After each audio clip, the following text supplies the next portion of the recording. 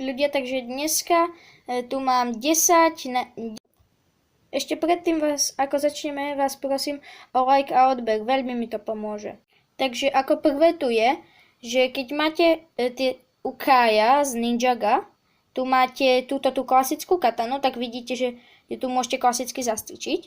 Ale čo urobiť s mečom ohňa?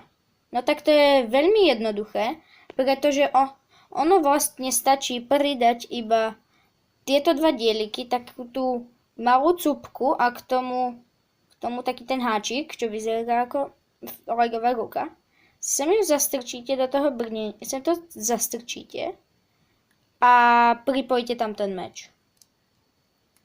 Bum, a vlastne máte to takto. Ako druhé tu mám legovú králikáreň, ktorá vyzerá podľa mňa celkom pekne. Tuto vnútri je zajac. Takto to môžete urobiť z takýchto dielikov vlastne. Strechu, plot. Podľa mňa to vyzerá celkom pekne. Ďalej som tu urobil legové takéto YouTube tlačítko, alebo proste YouTube značku. Podľa mňa tiež veľmi pekné. No, dá sa to takto postaviť. Je to totiž na takomto stojane. Zaujímavé je to. Ďalej tu mám tieto Crystalized Ninjago zbrane. Tie vlastne zlaté zbrane, lebo ono ako Lego ich urobilo veľmi škaredé. A preto vlastne som vám chcel ukázať, že vlastne sa to dá urobiť lepšie. Napríklad takto môže vyzerať ten Crystalized meč ohňa. Takto napríklad môžu vyzerať Crystalized nunčaky blesku. Keny ľadu asi musíme nechať takéto, lebo tam ako ten kryštalizované to asi fakt nejde nejako dobre urobiť. Ako niečo som skúšala, ale to nevyzerá. Potom takto vyzerá tá kosa zem. Ďalšie je tu tento legový strom, ktorý je podľa mňa veľmi dobre urobený. On je vlastne z týchto tých malých listočkov urobený. Ako podľa mňa to vyzerá veľmi pekne.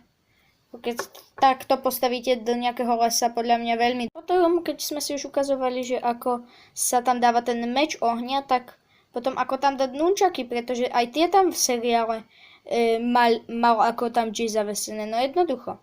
Tiež tam dáte tieto dva dieliky a potom tam ešte dáte tento dielik, ktorý je napríklad na samurajských helmách od tej Legacy Nii.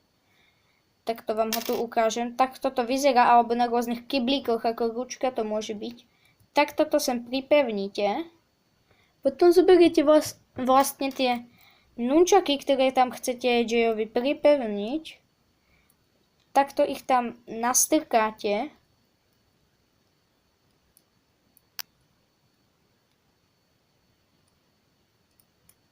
A potom tu je nápadná ako tyč pre ako drevenú bakuľu pre nejakého napríklad zlobra alebo tak. Napríklad tuto ja mám toho Munce.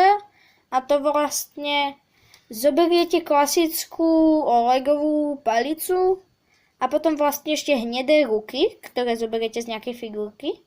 A takto ich tam spojíte s tým. Tak, a máte nejaký klacek, nejaký konár zo stromu, ktorý mu môžete dať do ruky.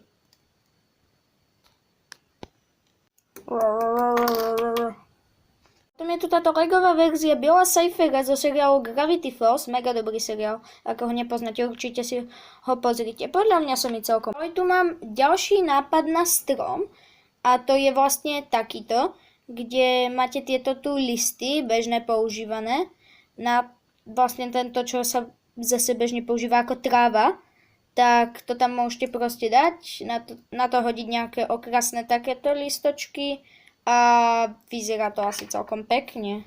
Napríklad som k tomu ešte urobil takúto bažinu, podľa mňa sa to tam dosť. Ako posledné tu mám tento nápad na legový kurník, ktorý som použil takéto zaujímavé ploty. No, posúďte sami, či je to dobré. Teda páčili sa vám tieto nápady? Ak máte ďalšie dobré legové nápady, môžete mi ich kľudne napísať do komentárov, alebo nemusíte, ak nechcete. A vidíme sa u ďalšieho videnia.